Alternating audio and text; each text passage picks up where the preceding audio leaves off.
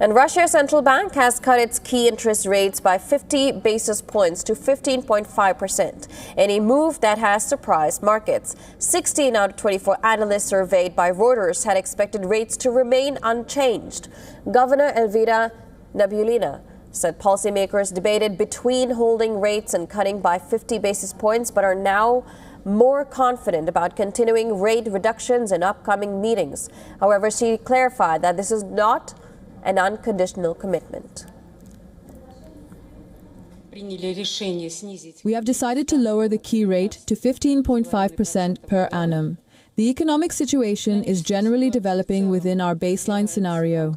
Weekly price data for January appears quite high, but it doesn't change the overall picture.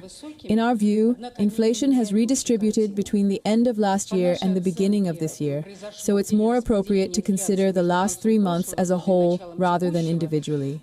I will return to this topic later. The current tightness of monetary policy creates the necessary conditions for inflation to return to the target level of 4%. Therefore, we continue to gradually ease our policy.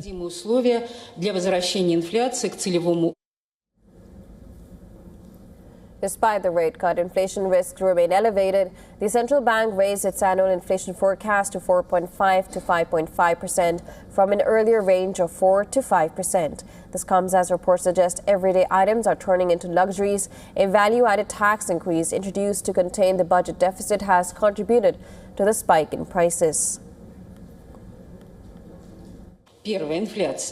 First, inflation. We'll receive the full data for January this evening, but the weekly statistics already show that prices have risen significantly over the month.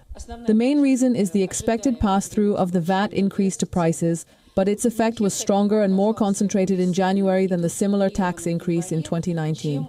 Most companies didn't pass the tax increase onto prices at the end of last year, but did so at the beginning of this year, so the main impact of this factor fell in January. The central bank has also flagged oil as a key risk to Russia's economic outlook. Lower oil prices directly impact government revenues at a time when military spending remains elevated and the budget deficit is under pressure. Reuters has reported that the deficit could widen to nearly 3 times the official target by end 2026. Adding to the uncertainty, U.S. President Donald Trump said he had reached an understanding with India to halt purchases of Russian oil, a move that could further strain export earnings. With oil revenues forming a critical pillar of the state finances, any sustained weakness in prices could limit Moscow's fiscal flexibility.